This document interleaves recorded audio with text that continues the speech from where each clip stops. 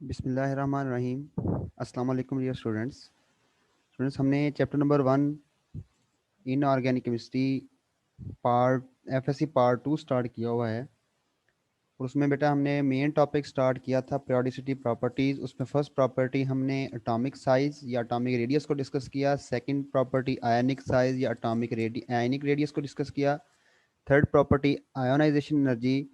Next आज हमारा topic है इलेक्ट्रॉन एफिनिटी। ठीक है, तो आज हमने देखना है बेटा कि इलेक्ट्रॉन एफिनिटी क्या चीज़ है। तो सबसे पहले डेफिनेशन देखते हैं। द एनर्जी रिलीज्ड और absorbed when an electron is added to a gaseous atom to form a negative ion is called as electron affinity। तो पहला पॉइंट बेटा क्लियर करें कि जब हमने आयोनाइजेशन एनर्जी पढ़ा तो हमने कहा था कि एनर्जी एब्जॉर्ब होती है। और बेटा ऐसे रिएक्शन जिसमें एनर्जी एब्जॉर्ब हो उनको हम एंडोथर्मिक रिएक्शंस कहते हैं। अब इलेक्ट्रॉन अफिनिटी में एनर्जी रिलीज भी हो सकती है और एनर्जी एब्जॉर्ब भी हो सकती है। यानी इलेक्ट्रॉन अफिनिटी एंडोथर्मिक भी हो सकता है और एक्सोथर्मिक भी हो सकता है। अब कब होगी एनर्जी एब्जॉर्ब या रिलीज? जब आप एक इलेक्ट्रॉन ऐड करेंगे किसी भी सिंगल एटम में। याद रहे बेटा, लास्ट लेक्चर में बताया था कोई भी एटम सिंगल फॉर्म में है, आइसोलेटेड फॉर्म में है, तो वो हमेशा गैसियस एटम में होगा। और बेटा जब हम इलेक्ट्रॉन ऐड करेंगे तो उस एटम के ऊपर नेगेटिव आयन या नेगेटिव चार्ज आ जाएगा। क्योंकि इलेक्ट्रॉन के ऊपर नेगेटिव चार्ज है तो एक एटम में नेगेटिव चार्ज बढ़ जाएंगे, इस वजह से उसके ऊपर नेगेटिव चार्ज आ जाएगा। जिस तरह बच्चे फ्लोरीन है, इसकी आउटर मोस्ट शेल में 7 इलेक्ट्रॉन है।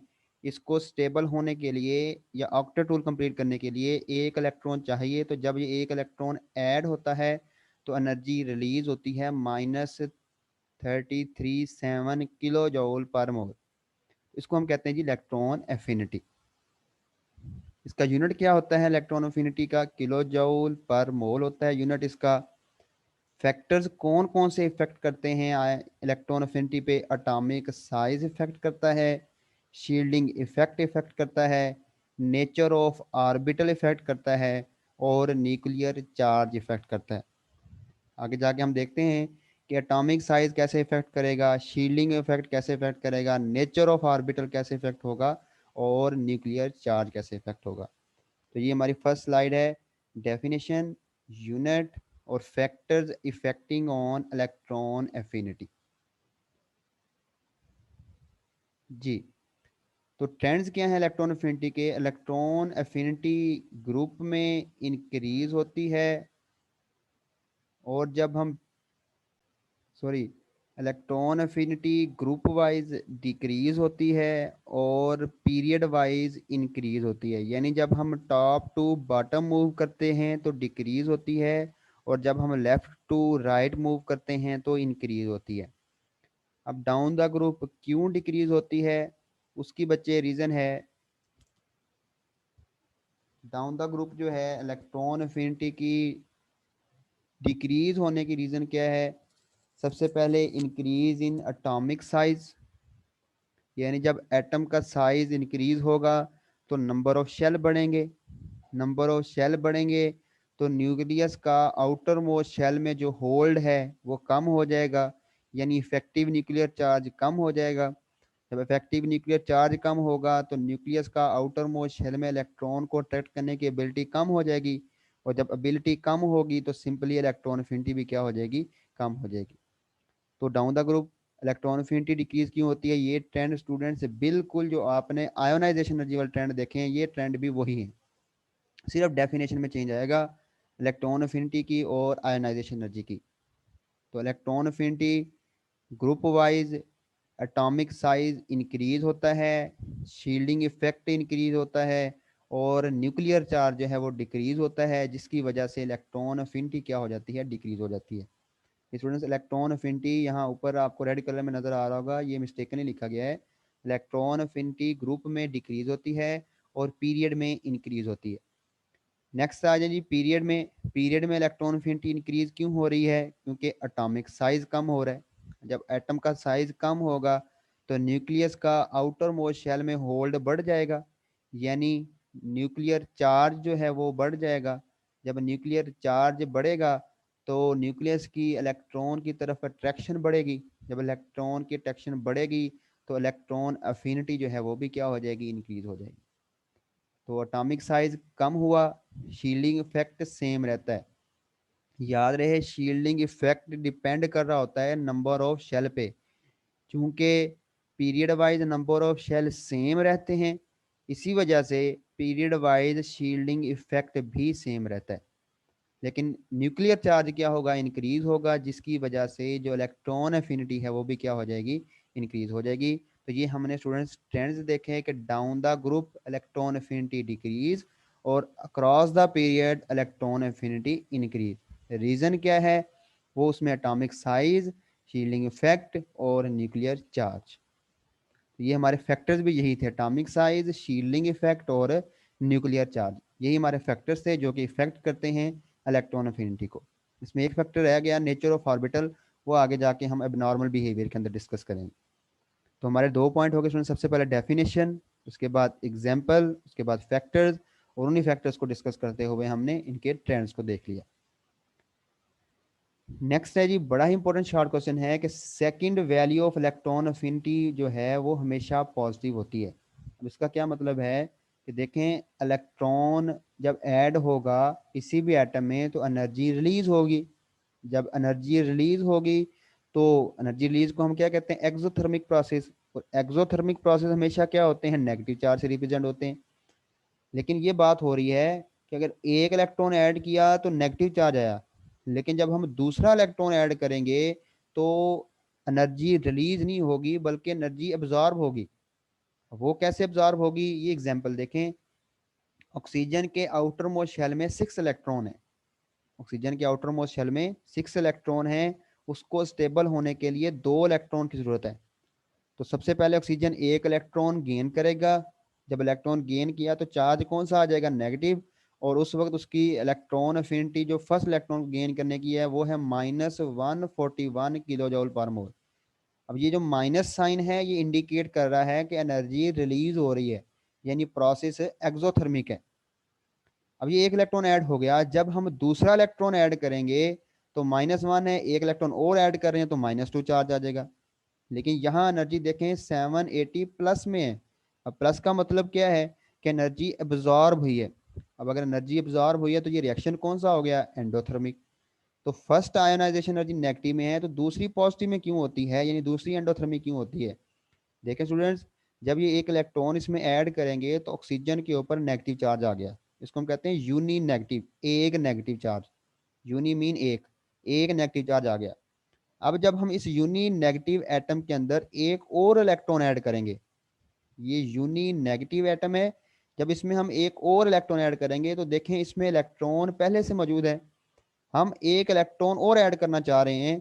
तो हमेशा याद रहे कि जो दो एक जैसे चार्जेस होते हैं, यानी two similar charges always repel into each other. दो एक जैसे चार्जेस हमेशा एक दूसरे को क्या करते हैं, रिपेल करते हैं। तो ऑक्सीजन के ऊपर पहले से ही नेगेटिव चार्ज है, जब एक इलेक्ट्रॉन और ऐड करेंगे तो नेगेटिव नेगेटिव एक दूसरे को क्या करेंगे, रिपेल करेंगे।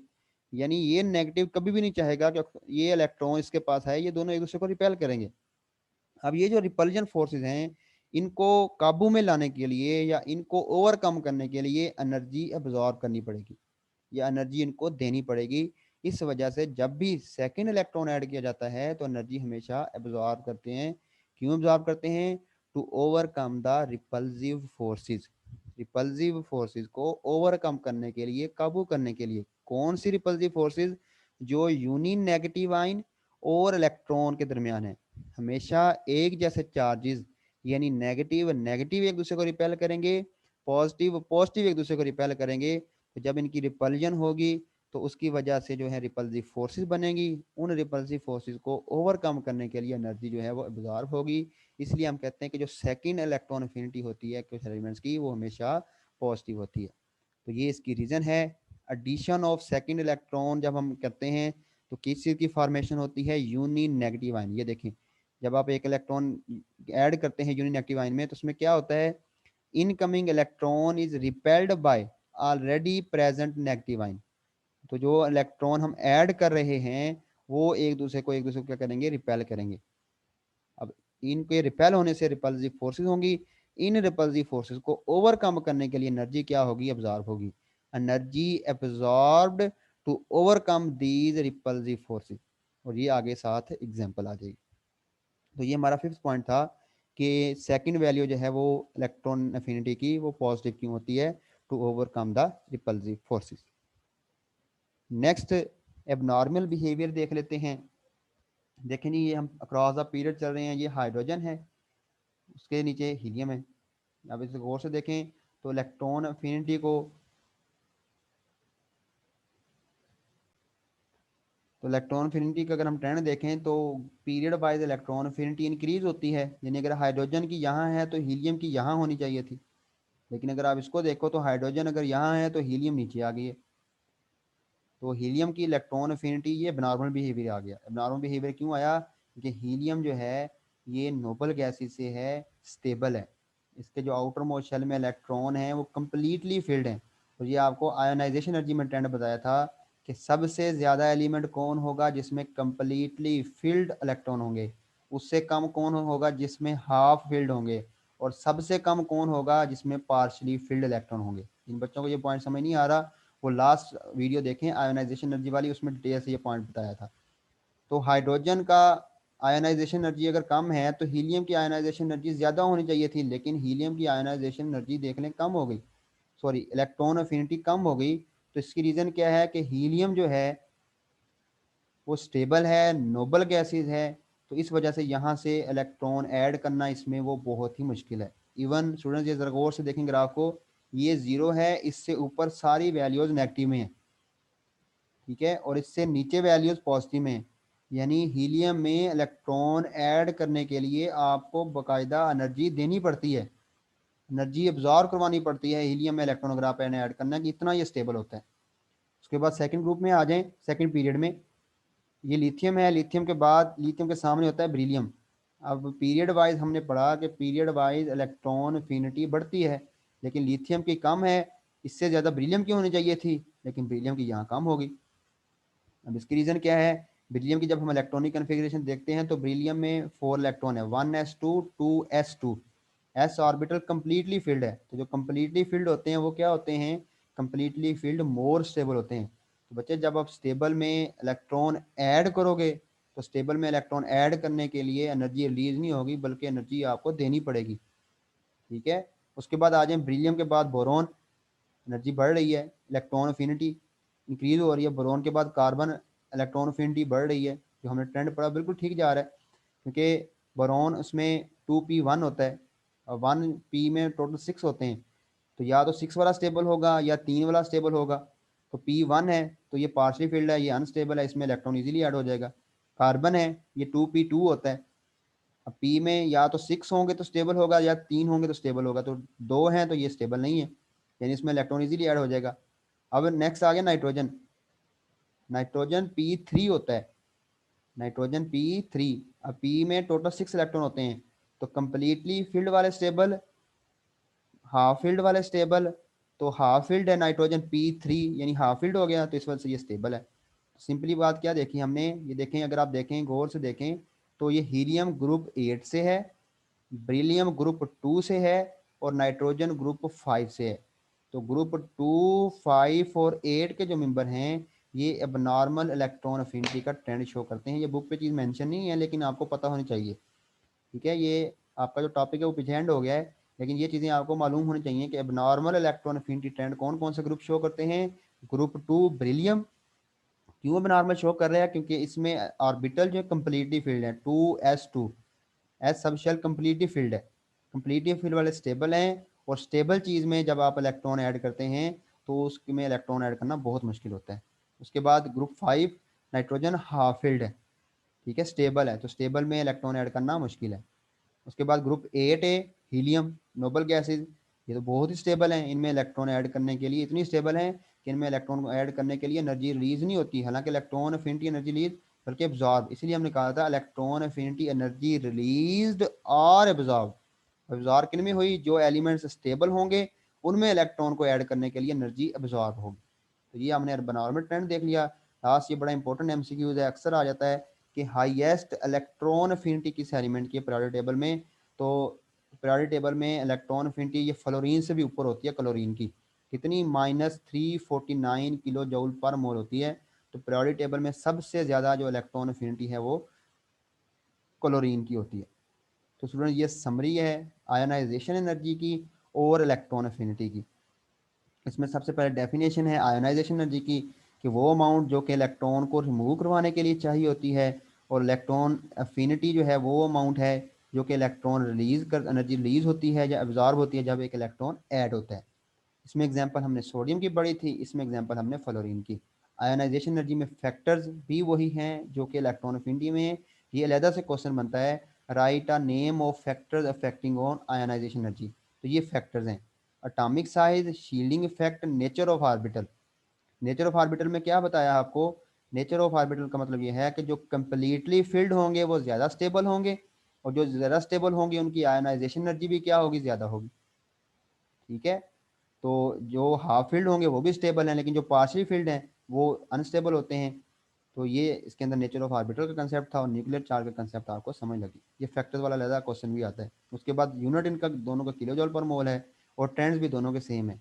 पीरियड वाइज जो है इंक्रीज होते हैं, और ग्रुप वाइज जो है ये क्या होते हैं, डिक्रीज होते हैं। ये आपने अच्छे तरीके से तैयार कर लेना है।